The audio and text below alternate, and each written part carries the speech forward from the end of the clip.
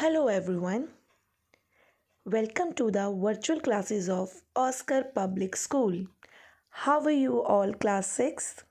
I hope you all are fit and fine at your home. I am your social science teacher Namisha. So students, in previous classes we have already done that the chapter number 7 of geography. But now, today onwards, we are just going to start the chapter number of 7 is history. New ideas of social being. Repeat after me. New ideas of social being. So, before I'm going to start this chapter, beta, it is very important to understand this chapter. You have to watch video, full video, at least thrice. कम से कम आपको ये video 3 times देखनी है.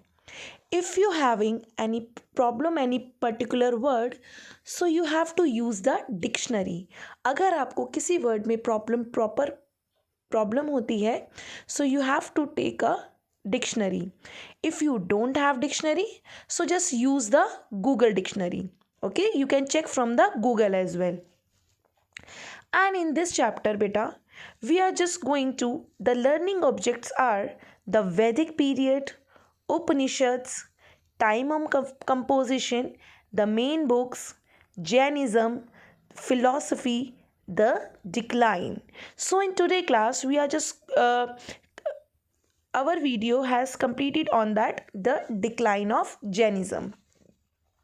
So students, uh, in the previous chapters you have to learn how the Vedic society spread the northern parts of India from about 1500 BCE to 500 BCE. So the religious belief were becoming too complex and the society was getting divided.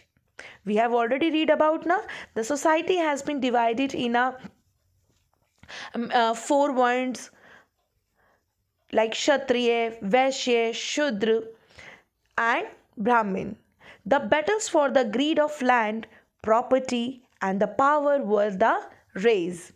Many of people were losing their limb or life. This was the time when the new ideas about religion and social life, harmony and peace, non-violence, and self-actualization emerged. So students, in this chapter, we shall study about the Upanishads and two new religions, Buddhism and Jainism, which come about the spread and alternate course to life and religion.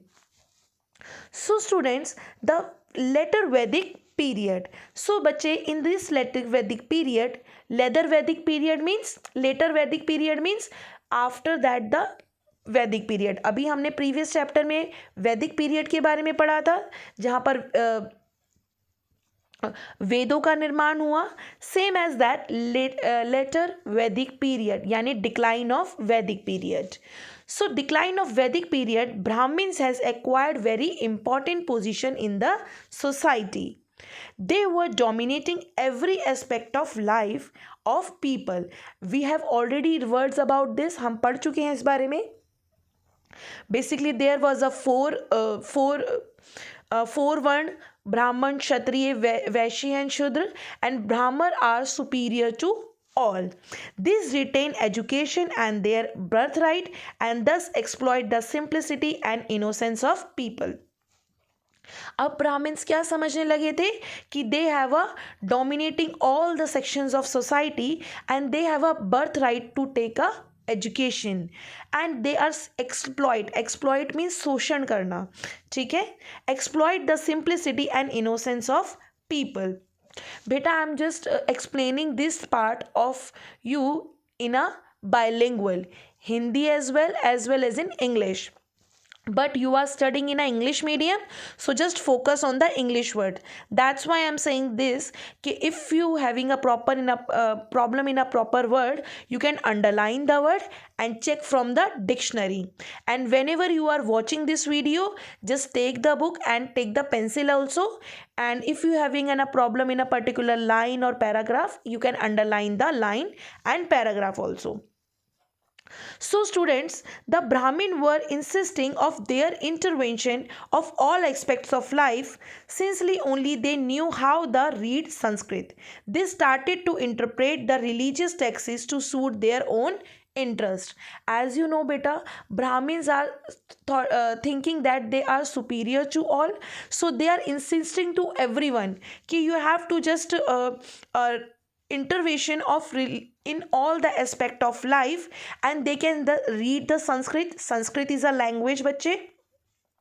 They had started the lay stress on expensive and embodiing rituals and ceremony which most people could not afford. Like बेटा, they has to say that कि अगर आपको पुत्र चाहिए तो आपको इतना दान देना होगा, अगर आपको अपने घर में सुख शांति चाहिए तो आपको इतना हवन कराना पड़ेगा, यज्ञ कराना पड़ेगा, और आपको ब्राह्मण को सो एंड सो मनी और सो एंड सो गोल्ड दान देना पड़ेगा.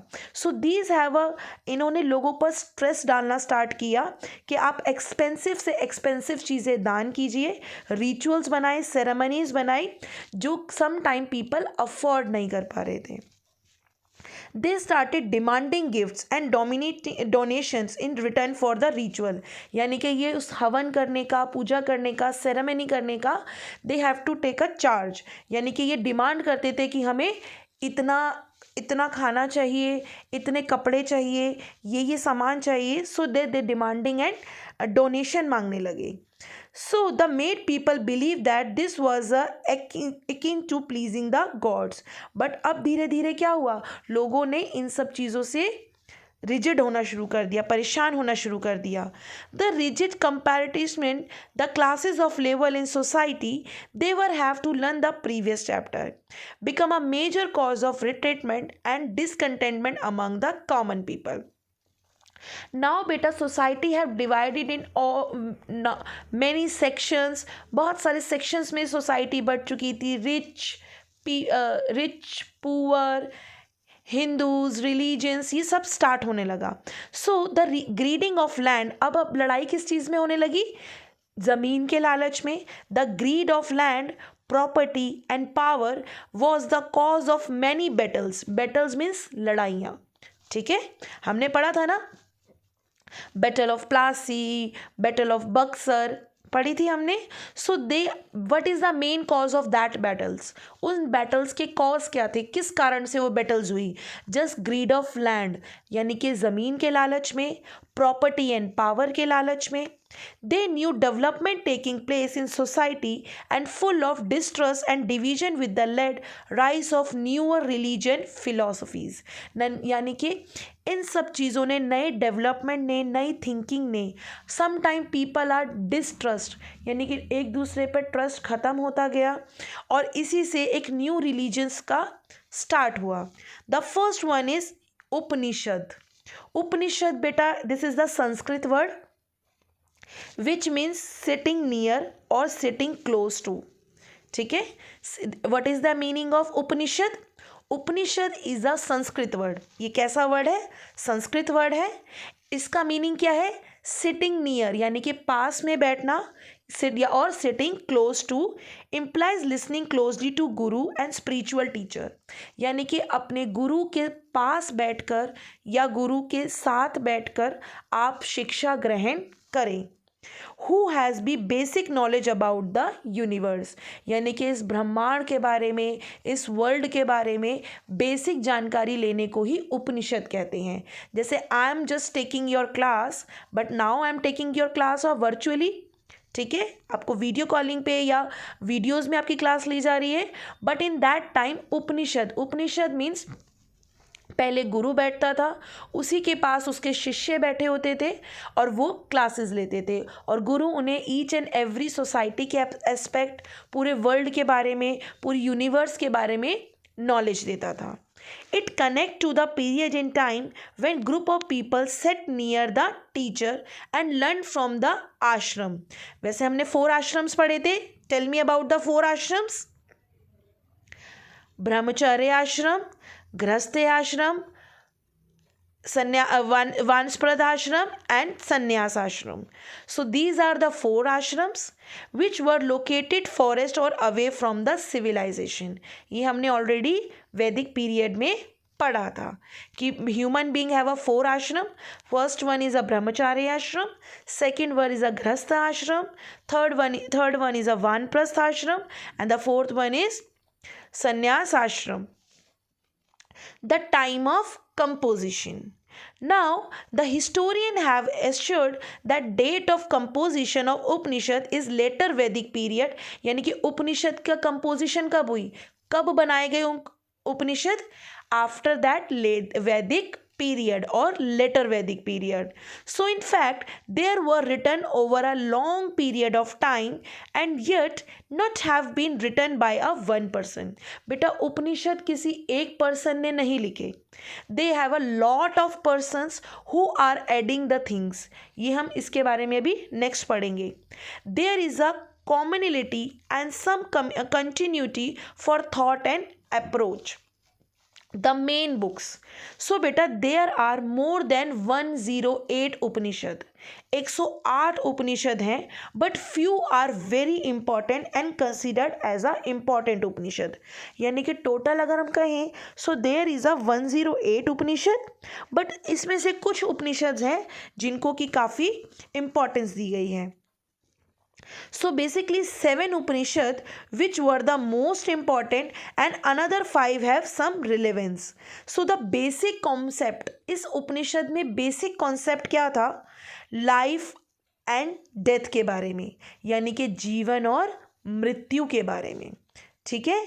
It's just a different phases of cycle. बेटा हैव यू नो दैट एक बेबी बॉर्न होता है, न्यू बॉर्न बेबी बॉर्न हो रहा है, वो इस लाइफ में आता है, इस वर्ल्ड में आता है, नई चीज़ों की जानकारी लेता है, एजुकेशन लेता है, आगे बढ़ता है, फिर आफ्टर दैट कुछ लाइफ में अचीव करता है, फिर शादी करता है, फिर ऐसे ही उसकी भी फैमिली आगे बढ़ती है.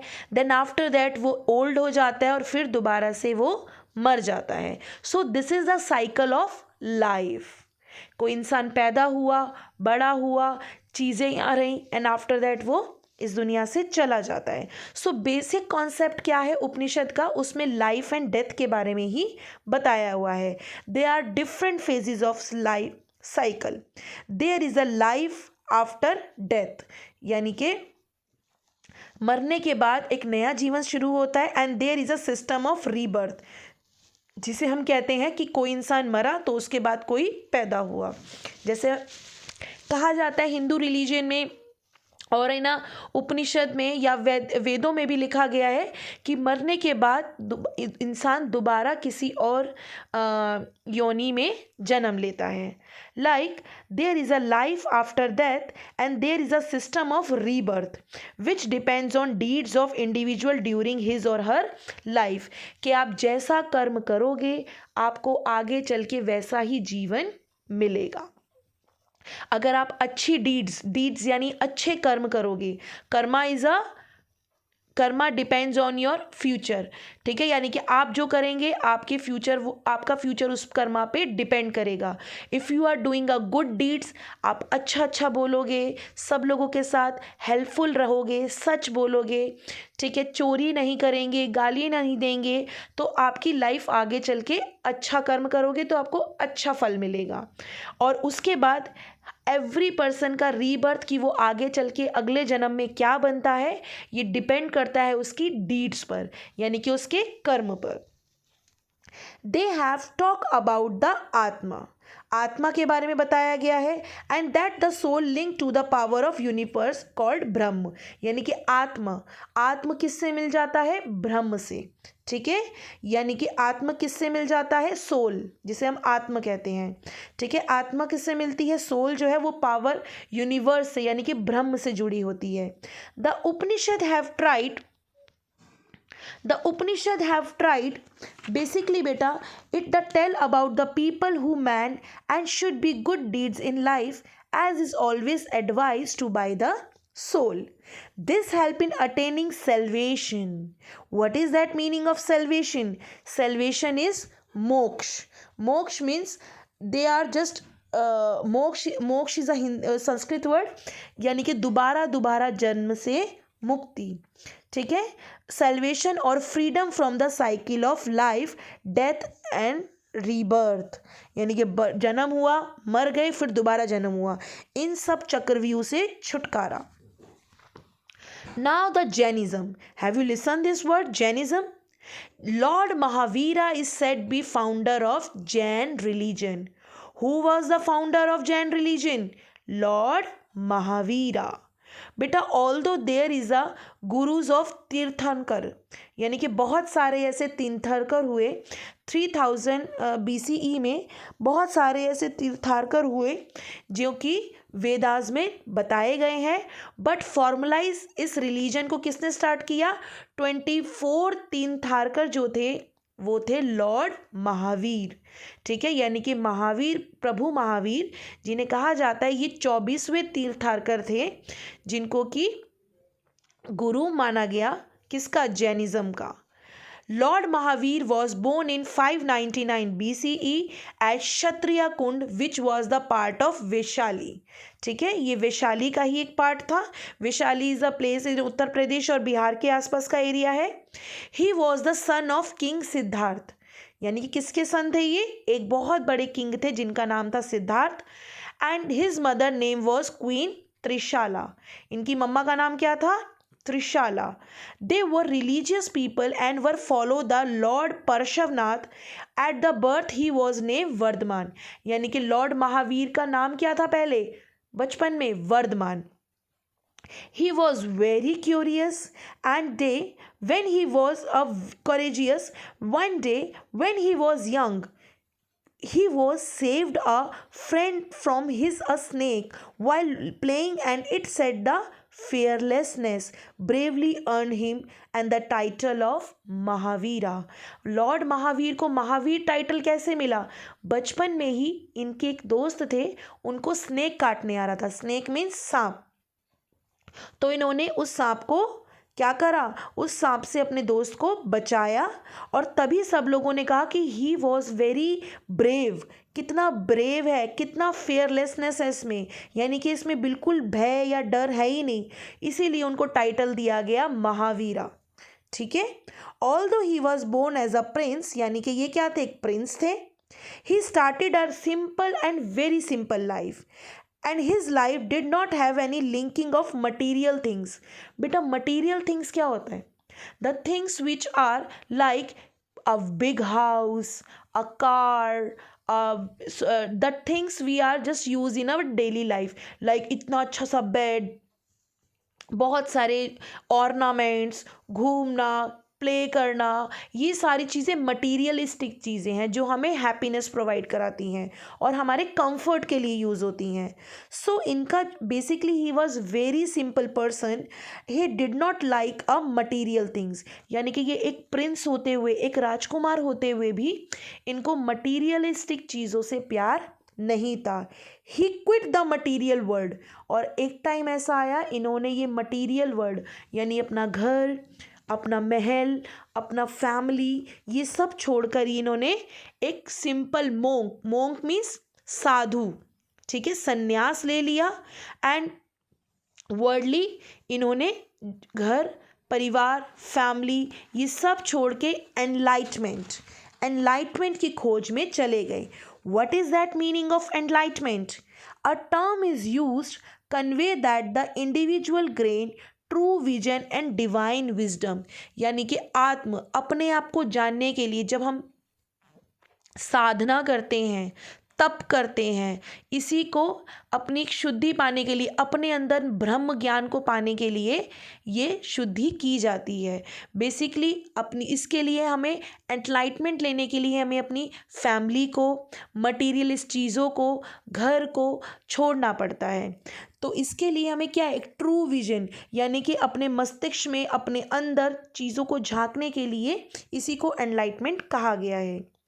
Mahavira devoted the rest of his life or preaching the internal truth of spiritual freedom to people around the India. बेटा he traveled wide, उन्होंने पूरा वर्ल्ड ट्रैवल किया और प्लेस टू प्लेस जाकर लोगों को प्रीचिंग दी, यानी लोगों को उपदेश दिए। उन्हें they have just enduring the harshest climate, यानी कि इन्होंने सर्दी नहीं देखी, इतना हार्श क्लाइमेट, चाहे वो समर हो चाहे वो विंटर हो। Meeting people from all walk of life, यानी कि इन्होंने पैदल पथ पार किए और चलते चलते ये ऐसे बहुत सारे लोगों से मिले जिसमें रिच भी थे, पुअर भी थे, टचेबल्स थे, अनटचेबल्स थे। टचेबल मीन्स जिनको हम टच कर सकते हैं, दे हैव इक्वली राइट, और अनटचेबल मीन्स शूद्रास, जो शूद्र कम्युनिटी में आते थे। Who came to listen his message, और ये किसी से भी भेदभाव नहीं करते थे। Every person who are come and listen his views and listen his messages, चाहे वो रिच हो, and every one influence from this, वो हर कोई पर्सन इनसे इन्फ्लुएंस रहता था। चाहे वो किसी भी एज का हो, किसी भी जेंडर का हो, रिच हो, पुअर हो, टचेबल हो, अनटचेबल हो, every one come to listen his message. Mahavira sermons were preached orally by immediate disciples. They were known as Gandhars. Later, after some time, they were recorded a palm leaf and preserved. बेटा महावीरा के time किसी paper का invention नहीं हुआ था, सो इन्होंने अपनी उपदेश ओरली सबको सुनाए, और after a time, after a decades, जो इनके पीपल से, यानी कि जो लोग इन्हें फॉलो करते थे, उन्हें कहा जाता था गंधार्स। वो गंधार्स बेसिकली क्या करते थे, आफ्टर दैट इनकी जो बातें थी उन्हें पाम लीव्स पर लिखा गया और उसे प्रिजर्व किया गया।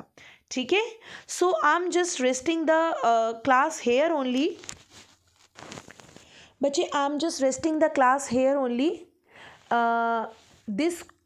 This let's check you have to do in your notebook, but before doing this let's check you have to do the first, बेटा write today's date on your notebook। आज की डेट लिखेंगे, चैप्टर नेम लिखेंगे, chapter number लिखेंगे, and do that firstly this keywords, these are the three keywords, and this you have to write in your notebook and use only black and blue pen। And after that you have to do this let's check, the name the 24th Tirthankar Lord Mahavir, name the birthplace of Lord Mahavir, that is Vaishali। According to Lord Mahavira, how can be one achieve मोक्ष, कैसे मोक्ष प्राप्त किया जा सकता है? No harm to any living being। In which language did Lord Mahavir preach? Prakrit language। So these 4 questions you have to do in your notebook, but after that in our tomorrow class I will explain ahead of chapter। So thank you so much for watching this video, and beta again I am saying it is very very important to understand this chapter, you have to watch this video at least thrice, कम से कम 3 times आपको ये video ज़रूर ही देखनी है। and do your work on time, pending work आप नहीं छोड़ेंगे, complete your work on a same day। Thank you so much students for watching this video। Bye bye।